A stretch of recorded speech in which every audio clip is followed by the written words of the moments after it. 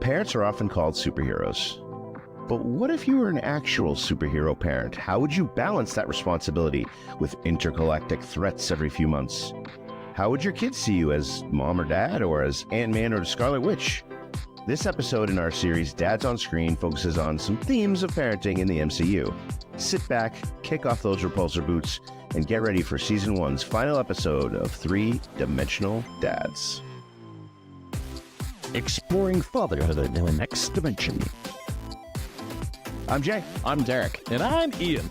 And if you want to hear us fan casting about the Golden Girls, stay tuned for Season 2. But first, we need to finish Season 1. Yes. We're a little punchy this evening, everyone. Yeah. If that doesn't hook people, I don't know what will. It is our last episode of Season 1, our premiere season of Three-Dimensional Dads. Did anyone get cake? Ooh. Fans, if you have cake or a good cake recipe, make sure you email us at threedimensionaldad.com. I don't think it's going to taste good if they send it over the internet. Right. Well, I said the recipe. The recipe. We should get a P.O. box. Yes, but not right now. Right now, we're talking about Dads on Screen, and we're talking about the MCU. And we only have about 7 million movies to pull from. So sit back. No, this isn't going to be a 9 million hour marathon episode. We got a lot of good ideas, though. And I think one of the things that we pride ourselves on here at Three Dimensional Dads is taking geek stuff and putting a spin on it that can relate to dads all over the place. Whether you're from the north, south, east, west, the city, the farm, wherever you are, I'm sure everyone can identify with something from the MCU and especially the parenting aspect. So, and we know there's many, many fatherhood avenues. We made a list of all these, and it basically took us about, I'd say 45 minutes because we kept we're like, well, what about this character? What about this character?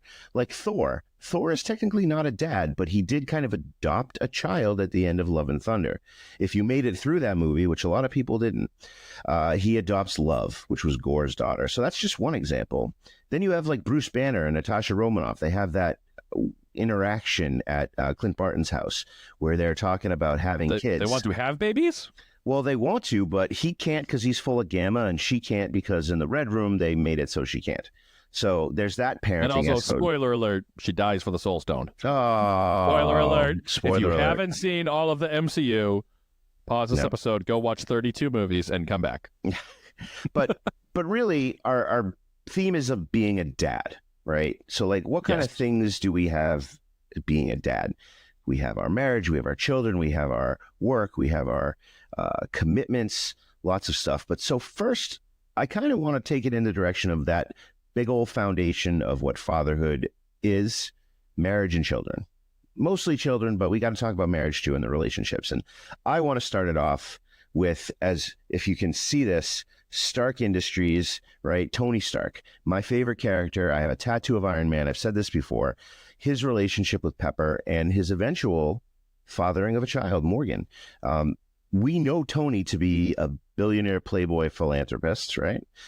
He makes that perfectly known in Iron Man 2, and the Avengers. For him to make a commitment is almost near impossible until he's ready for it. And he's not really ready for it till the end of Iron Man 2 when he almost loses Pepper. I don't know. Good story. Off to the side, Derek and I saw Iron Man 2 while my knee was blown out, and we had great seats for it. And that was kind of a I think turning point for Tony Stark's character. What do you guys think? I mean, Tony, one of the reasons why he is my favorite character, the growth. Because you're right, he goes from this selfish guy, not just self-sacrifice, putting himself on the line, but he was that playboy, and Pepper was like cleaning up after him with all of the supermodels and things, to settling down and having a daughter and seeing what really matters to him and brings him joy in his life. And I think seeing Tony grow that much made the, spoiler alert again, and his death that much more impactful and just rip your heart out. When you think about it, the blip, right? The blip changed everything for him. He was up in space. He came down. He might have lost Pepper. He didn't know. Right. And then that interaction between Tony and the rest of the Avengers when he's in the wheelchair and he's all emaciated from being in space. And he basically just breaks the Avengers, right? He breaks the Avengers and he completes that change. He is now I'm not an Avenger anymore. I'm not this billionaire playboy philanthropist. Yeah, I'm he was going to get married to Pepper before Infinity War, but there you go. He's done. He moves out to the woods, lives on a lake, and he has a kid, right? I think we saw like a setup for that in Iron Man 3. Mm-hmm. It's like his scenes with that kid. It's like he loses the suit and he has to like MacGyver his way back to being Iron Man. Right. And that kid that's along with him, Robert Downey Jr. was so great with that kid actor. And so I think that you could definitely see this change in this character until Infinity War just brought it home. It just landed so hard. Yeah. Because his scenes with Morgan are great, that little kid. When they're saying love you 3000 and all that great stuff. My daughter and I say that every night. Oh, he's got the tattoo to prove it. I got the tattoo to prove it. I actually have a tattoo of Tony Stark in the Iron Man suit teaching his daughter how to use the repulsors. Maybe I'll take a picture of it, put it on social media. But no one really wants to see my cast. But I digress. It's not that kind of show. It's not that kind of show. We go to a point where Tony's needed again. But instead of doing the thing that his, classic character would want to do, is get right involved and kind of prove how smart he is and do this stuff, he hesitates. He doesn't, because he has a daughter. He doesn't necessarily reference Pepper.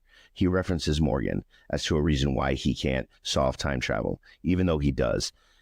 Pepper even knows, though, that he can't not do this. This is who Tony Stark is. He is that genius billionaire playboy philanthropist. But let's focus on the genius. He can do it. She knows he can do it, and he does.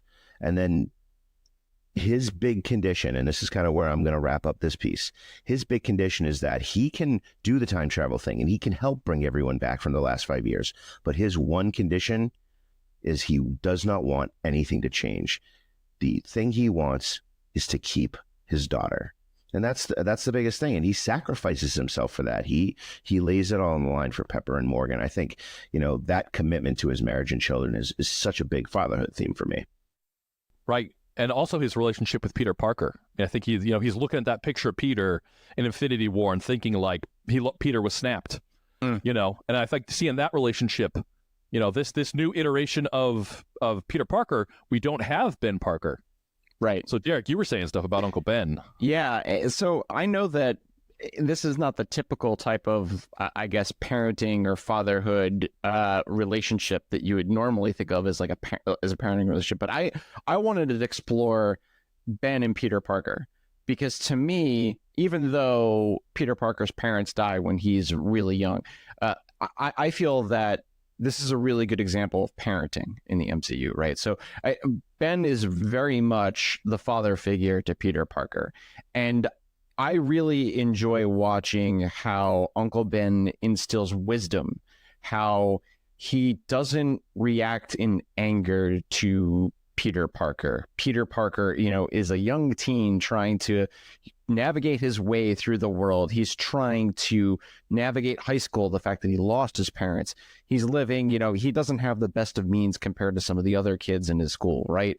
I mean, you even see that in his relationships as they develop in the movies, with his friends and everything. So, but he has this feeling like we typically do when we're teenagers of the world is against you, and he's trying to discover himself very much as a teenager with his powers, his newfound, energies. How am I going to put this to use in the world? And he immediately thinks about the world just around himself. And Uncle Ben is trying to tell him those bigger lessons, with these powers, not necessarily that he has, but with power, there comes great responsibility. That's probably one of the most famous lines in all of Marvel history, period, right? And so there are these feelings that he has of anger and resentment, and Uncle Ben is trying to do his best, right, to guide that while he's doing all this. And then ultimately, this is the way I feel, sometimes you learn your lessons the hardest. And what I think is really interesting about Ben, right, is that he was never a strict parent. Him and May both, never really, raised any kind of like anger towards, Peter, even though Peter would lash out to them as parents, right? Yeah. But then you see, right, it's almost like you need to crash, you need to see the darkness before you could really rise up from the storm. And in all the instances, whether it's Andrew Garfield or whoever's playing Spider-Man in these roles, right? It is just, you see it when the muggings happen. You see it during the fighting match where, Peter makes that decision to like let the guy go. Yeah. In that time, and then he sees the consequences of that action, right? And so sometimes being a parent is really hard, and sometimes you need to let your child find their own way, and you learn the lessons the hard way. And so to me, that is kind of a real powerful tale of fatherhood and just parenting in general in the MCU. Isn't there a moment they call, what is it in the Spider-Verse? Don't they call those like anchor moments of there's like something they say where like losing Uncle Ben, that's what makes him Spider-Man. Yeah. Right. Well, Yeah, that was in No Way Home. Yeah, like they have an Uncle Ben and Aunt May. There's a Mary Jane in the Tobey Maguire version, but there's a Gwen Stacy, and that becomes like the anchor point of how they either become Spider-Man or transition. And you're right, Derek, when you see Martin Sheen get killed, and that's personally my favorite, my favorite block of films, right? I do love Spider-Man 2, but Spider-Man 3 kind of soured me on it. But I love Amazing Spider-Man. I love Amazing Spider-Man 2. Martin Sheen and Sally Field, I think, were a great Uncle Ben and Aunt May. But that's, and I think you're right, Derek. That's not a traditional family setting, but you don't need to necessarily be a dad to be a dad. Now, when we think about MCU characters, though, and we think about dads, we think about dads with lots of kids and kind of that big family. I think Clint Barton, which, I mean, Hawkeye doesn't get a lot of play because he doesn't have a lot of, does he have superpowers? I mean, is AIM a superpower? I don't know. But it's hard. We definitely see a lot of parenting when it comes to Clint Barton, right, Ian? Oh yeah. So I think Hawkeye is kind of the emotional center because you have all these amazing people that can do all this stuff and are gods and things. But then I think Clint Barton is someone who just has a stick in a string, like they say in the Hawkeye show. But I thought when we're talking about marriage and kids, I really think that Hawkeye's marriage to his wife is really impressive and interesting to watch. Yeah. Because first off, he has his family and witness protection, which I think is like a cool little detail out of all the fathers we've seen. He has them on a farm. They're separate from everything. In Age of Ultron, when they go to his farm, no one even knows it. He's like, oh yeah, Nick Fury helped me set this up. I think that's, we have a secret identity problem in the MCU where everyone knows who Peter Parker is. Everyone knows who Tony Stark is. You can't have a separate life from being a hero. It's all blended together. Where like in the comics, that's a huge thing where like no one can know because like if they knew Bruce Wayne was Batman, they'd kill Alfred. They go, it's like a whole different level when that comes out. So I thought that was interesting. And I really love in the Hawkeye show when he's on the phone with his wife and he's just super honest with her. I feel like the trite cliche thing would be for Clint Barton to be like, everything's fine, honey. I'll be home soon. I'm just delayed. No, he like straight tells her. He's like, I'm taking on the mob. This is more complicated. And she says like, I trust you. And I thought like, damn, they have seen an example of a good marriage in the MCU. And to me, that's the richness, like as an older Marvel comic book movie fan, seeing someone dealing with family and wives and all these things. I think we've lost a bit of that in the MCU. This maturity to it. I know I have a wife and kids now. I love that kind of stuff. I think the Fantastic Four will get that back. I think that's where the MCU is headed. And I think that also, you're talking fatherhood with Clint Barton. He can't help but be a dad. We saw that with like Wanda. I love the scene in Age of Ultron where Wanda's like, having that moment where it's really intense. And he's like, hey, look at me. I'm a guy with a bow and arrow. But, when you walk out that door. None of this makes sense. Right? When you walk out that door, you're an Avenger. Or with Kate Bishop, too. I think I love, like, the grumpy old man father stuff is awesome. So I thought they are a great example of marriage and having that all together. I hope we get more of that. I thought that was great. Yeah, but here's the thing, though. Being a superhero or a super spy, you got to find that work-life balance, right? Right. This is not exactly, you clock in 9 to 5 and you're home on the weekends and you get 20 vacation days a year. My example for this is something I think people kind of overlook, right? Because he's not a big major character necessarily, even though Paul Rudd's the man. I'm going back to Hank Pym and Michael Douglas, right? I think that work-life balance example of him basically sequestering himself, trying to figure out where Janet is after he loses her in the quantum realm. It's this big rift between him and Hope, and that balance is shattered. because of his job. Now, he just wasn't a scientist. He was a government agent, right? He was working for S.H.I.E.L.D. And his mission caused him to lose his wife. And I think there's some resentment, obviously, for Hope Van Dyne. And I think that in order for Hank Pym to kind of fight that resentment, he just throws himself into his work, and he has blinders on. And that's what allows Darren Cross, who eventually becomes Yellow Jacket, that eventually kind of allows him to kind of get Hank out of the way and try to like take this technology for himself and monetize it and weaponize it, right? There's an interesting also relationship with Scott Lang when it comes to that. He's a father to a daughter, but then Scott Lang comes around, has a romantic interest in the daughter, as we kind of find out later, but he does this thing that you were talking about with Kate Bishop and Hawkeye, right? He's trying to pass on. He doesn't want to. He needs to, based on the situation. He needs to pass on his knowledge and his technology to Scott Lang. And according to the Young Avengers Initiative, too, we need Cassie Lang to be. You know what? That's something that, just 30-second side point. I hope they do the Young Avengers. Kamala Khan, fabulous. Kate Bishop, fabulous. Cassie Lang, I would love all that. It takes another spin on the Avengers motif and the superhero motif. But that work-life balance with Hank Pym I thought was really interesting. Ian, do you want to take things in outer space now? Sure. So I think that one of the most interesting father-son or relationships, Yondu and Peter, is that Yondu, great character where, he starts off as this mean guy. Yeah. Michael Rooker, come on. I love him so much. Yeah. But, when we're doing this section on work-life balance is that you hear that Peter was along on every adventure. Since he's been a kid, he's been a Ravager. It's like, not like he's like his dad and like keeps him at home like Hawkeye would. Instead, Yondu has him like on the ship with the Ravagers. They're threatening to eat him his whole life, but he learns a trade. He learns how to be this kind of bounty hunter, Ravager style thing. He goes from the bounty to the hunter. Yeah. Right. He's the bounty at first. And that's, Yondu, talk about mixing work with your family, right? Like he turns his work into his family. It's your trade. And I think, I love the juxtaposition with Ego. Right. So then you see like, here's Peter's biological father, who's like a maniac who wants to, destroy all sorts of things. But, that when with Yondu is that emotional impact, that like that kind of bond they had. And, Yondu has an awesome line that like, so he's talking about Ego. He might have been your father, but he wasn't your daddy. Oh. And you get that emotional resonance, right? Oh, that is such a good scene that made me think like, we have to talk Yondu and Peter. Yeah. I love seeing that character progression for Yondu and for Peter. Right. They have this moment that like, he cares about him. He's saying, "Oh, we were going to eat you," but like there's like underneath. Yeah, there's an argument that the best 3-movie set in the MCU is the Guardians. Right. And just because of those family relationships. Forget about the space stuff I think you're right. I think that was such a pivotal moment in who Peter becomes. Right. Yeah, I totally agree with that. So Derek, you're going to bring up Howard Stark?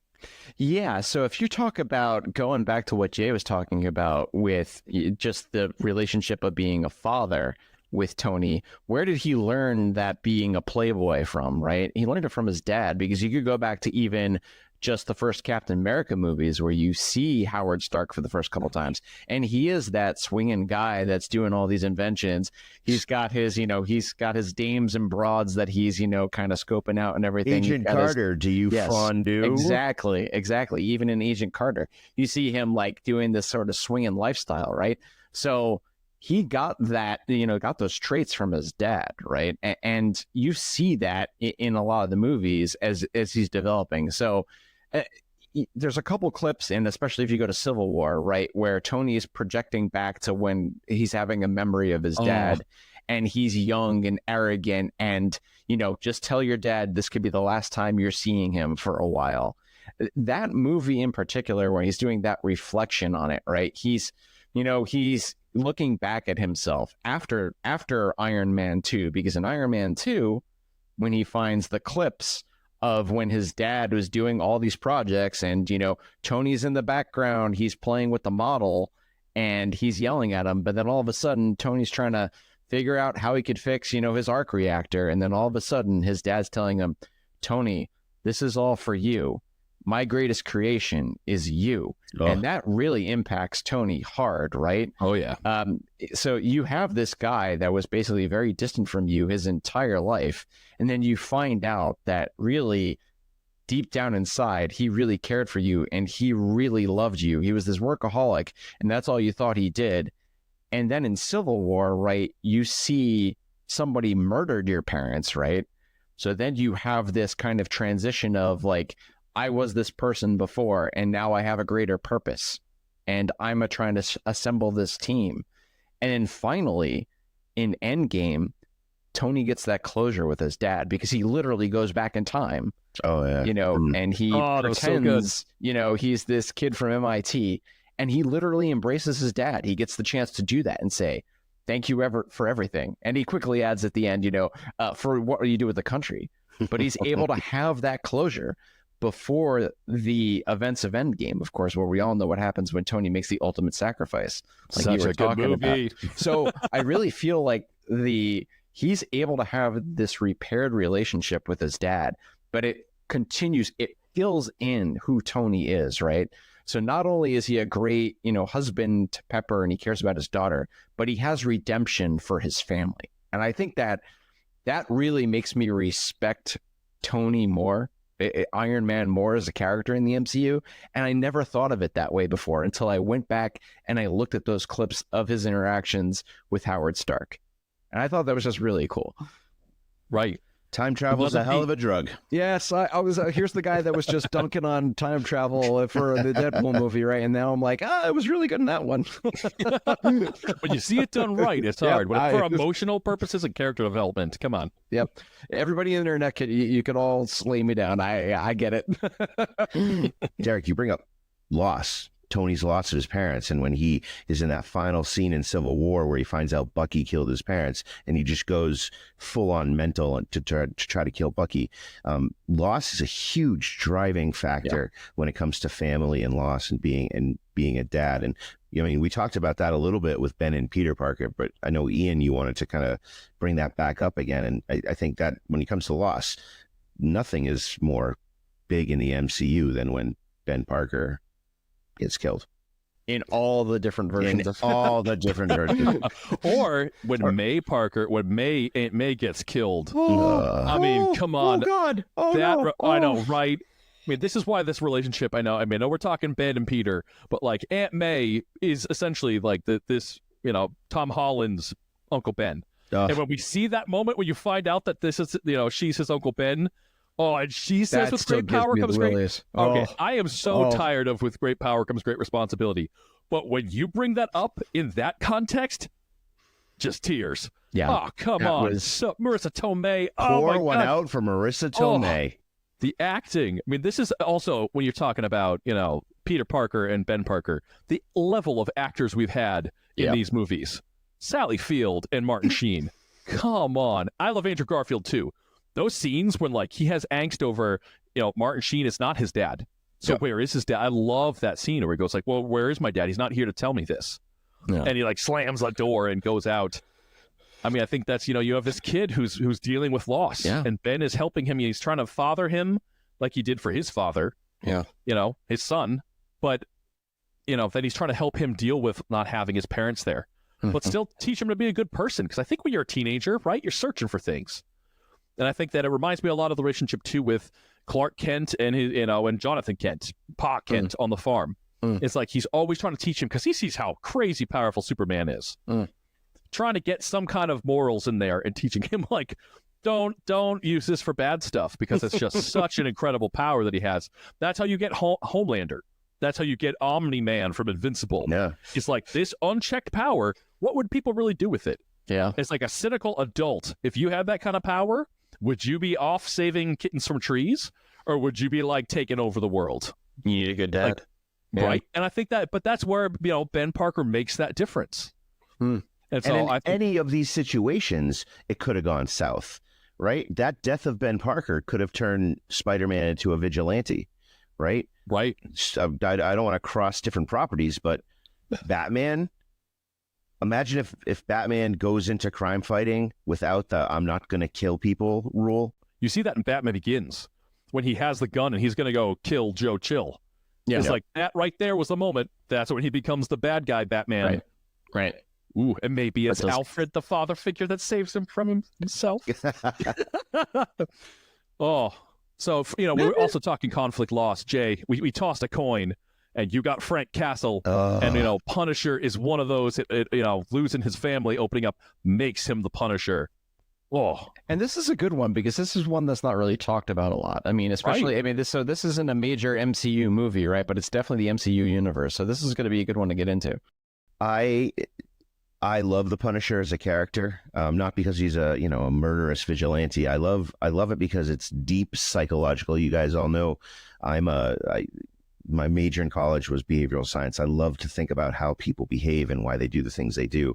And, yes, comic books are good representations of that. Frank Castle, especially. I wasn't a huge fan of the Thomas Jane movie. I wasn't a huge fan of the sequels. They were okay. John Bernthal as the Punisher is the perfect Punisher. So good. He's such a great actor. Loved him on The Walking Dead as Shane. Rick. He's got out, Rick. He's got my gun. Well, Frank Castle is the guy with the gun. And he's the guy with the gun as a hero first, right? He's a Marine.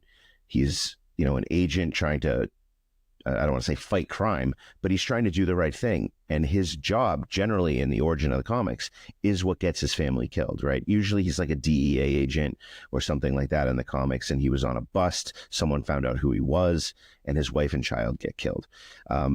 This premise is the reverse of what we saw in Endgame, right? Tony sacrificed himself to save his family. Right. Here now, the family is sacrificed, and now we have Frank Castle becoming the hero that he becomes. And sometimes it's random again, sometimes it's work related, but the end is always the same, that Frank Castle becomes this person consumed with loss, and he's not able to process the trauma, right? He's not going to a therapist for this. He just becomes, I would say he becomes superhuman, right? Because no matter how, if you've seen the Daredevil fight scene in the jail, when he's like fighting all the guys that come out of the cells because Wilson Fisk let them out to kill him, and he's like stabbing guys with broom handles and stuff, and then he gets a broom handle in the ribs, just rips that out like it's nothing. That adrenaline, right? That adrenaline pushes him to a level that I don't think any other hero could go to, being non-superpowered. That loss is such a driving thing with Frank Castle, and it always sticks with me when I watch anything Punisher. I really do. Yeah. And, because you could say that Frank Castle was a bad guy. He's killing people. He's murdering people. He's doing the exact thing that he was not supposed to. Mm-hmm. However, the elephant in the room is that when you have someone like, a big purple guy named Thanos, who is the bad guy, but also a father, he's doing those terrible things, but that's who he is. That's his job, and that's that foil for our heroes. So Derek, I think we need to bring it home. Like, I don't know. Tell us about Thanos as a dad. So what makes Thanos very interesting, of course, that he's like the big bad, right? And Josh Brolin plays him so brilliantly. Oh, such good acting. Is that he's a complex father figure. And I thought, just in the terms of the MCU, the way he plays him, that you almost have a little bit of empathy for what he's trying to do, and he humanizes it a little bit. It's Soul Stone. Yes, it makes it. Oh my God, the Soul Stone moment. So interesting, right? So in Infinity War, you see, right, that he goes to Gamora's planet and he picks her out, like, "Hey, little girl, come here." Meanwhile, while the whole population, half the population of her planet is being wiped out. So before Thanos had the idea of completing his mission, his diabolic mission of reducing the universe by half, he did it the old-fashioned way. He went from planet to planet, just kind of basically slaughtering people with his army, right? And for him, for Thanos, the only thing that he cares about, even to the detriment of both of his daughters, right? He plots them against each other. He teaches them how to be fierce warriors, and, basically tortures, one of his daughters to get the information about where the Soul Stone is, right? And where some of the Infinity Stones are, right? This is the only thing that ever has mattered to him. His mission, right, is the only thing that he will sacrifice anything to get to what that is. And the only time that you see him as a character that he has empathy is for when he needs to complete getting the Soul Stone, and that is to sacrifice the thing that he loves, which is Gamora. And to me, that it symbolizes the ultimate sacrifice, but just how far he'll go, how insane he is, and how evil and megalomaniac like a person you need to be in order to do that. And I just think that is the epitome of Thanos' failure to be a good parent, right? That he has that much love that he would push her over the cliff to get what he needs to complete the fact that he wants to do the snap. But I also like the depth you give to a villain, where you think a villain is just complete pure evil, right? And there's nothing to their heart and they don't love. Yes. And Gamora's like that. Gamora's like, you can't sacrifice me. You don't love me. And then he's like, yeah. Oh, right. That moment is like, cheer. oh. Right. Cheer for Thanos. What? It's an interesting parallel because Tony Stark draws a drop of blood from his cheek, and then Gamora kind of draws a tear from his cheek, and it's this weird. It's this weird kind of dichotomy, such a good right? movie. Oh, it is such a good movie. I would say almost by a millimeter a better movie than Endgame. A better movie overall. I think the two movies are really one movie, but right. I definitely can watch Infinity War more than I can watch Endgame. Like if it's on TV, I'll sit and watch Infinity War for a while. Won't necessarily do that with Endgame. The bad guy wins. Come on. Oh, it never happens. It ends on that. Then we had to wait a year for the next movie. Even Empire Strikes Back, like, did Darth Vader really win? Yeah. No, because Luke isn't with him. Yeah. Right? Yeah. So in this movie, the last scene is Thanos doing exactly what he said he was going to do. Sit in his garden, have the sun on his face, and look, I did my stuff. Now it's time to go get some fruit from the garden. Credits. Oh my god, man! The movie was too good. I feel like it's been almost 5 years. That movie was just still the best ending in a movie for a very long time. It's just speaking of best and worst. All right, if we're gonna go rapid fire, we want to say fire. All right, so we're not going in depth. Let's just do rapid fire. Yeah. Out of all our giant list of dads, best dad, worst dad, doesn't have to be one we've covered yet, or father figure. Jay, what do you got? Who's the best? Tony Stark, simply because of where he starts and where he finishes. That's, I think, the best thing. The ultimate sacrifice seals it, really. So I think he's the best dad. The worst dad, here's a little curveball for you, Wilson Fisk. And a show that not many people were terribly into, but I loved, I thought it was a great show, was Echo, right? And we see Wilson Fisk, again, like Ben Parker, not a traditional dad, not even related necessarily to her, but he takes this father figure relationship and manipulates her into this life of crime, this intent to use her as an instrument of his criminal empire. But I think he still loves her like Thanos. I really think he does. So that's why I kind of think he's the worst. I mean, you could probably say Thanos, but I think Wilson Fisk. Derek, where are you going? Okay. I went Black Panther. I went T'Chaka. Ooh. I thought, I mean, again, you've got that sort of that shepherding of how you become a king, how you become a ruler, how do you do that in your own way, right? And I thought that story is really telling. And for my worst, again, I'm going with like the absolute worst I could think of.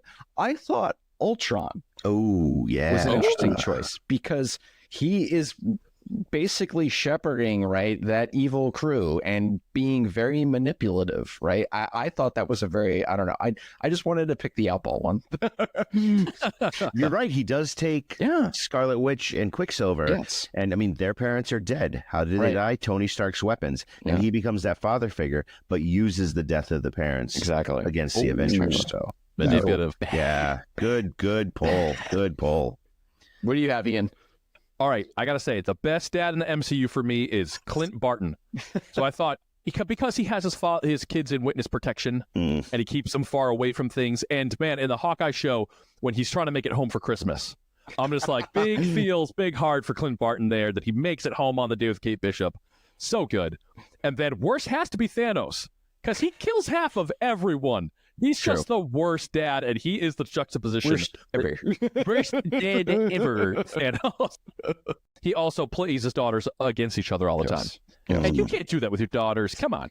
Oh, you know you want to do that, Ian. With your two little daughters running around, you're like, yes. Yeah, I mean that kind of Legos, yes. That kind of puts a downer on mine. Like, is it this person or the being that tries to kill half the universe, or a mob boss? Yeah. Yeah, I mean, column A, column B, who knows? But I think definitely a great list, and I think this is a great way to end season 1. We'll be back. We'll be back. We'll miss you. We'll be back. We're taking a little break. Taking a little break, but we'll definitely be back with all the things: geek, dad, everything you want. Yeah. Oh, yeah. Tell us what you want to hear. That is a wrap on season 1, and we hope you dug this season, all of our fatherhood and geek takes. But we want you to stay caught up with us. We're still going to be on Instagram, YouTube, and TikTok between seasons. Season 2 will be coming out soon. Soon is a relative term, but we want to hear from you, right? What do you want to hear about? More dad stuff? More hot geek takes? Reviews of stuff? Let us know on our socials, 3Dimensional Dads, or email us at 3dimensionaldads@gmail.com. I'm Jay. I'm Derek. And I'm Ian. We'll see you soon. 3 friends, all dads, exploring every dimension of being a geek.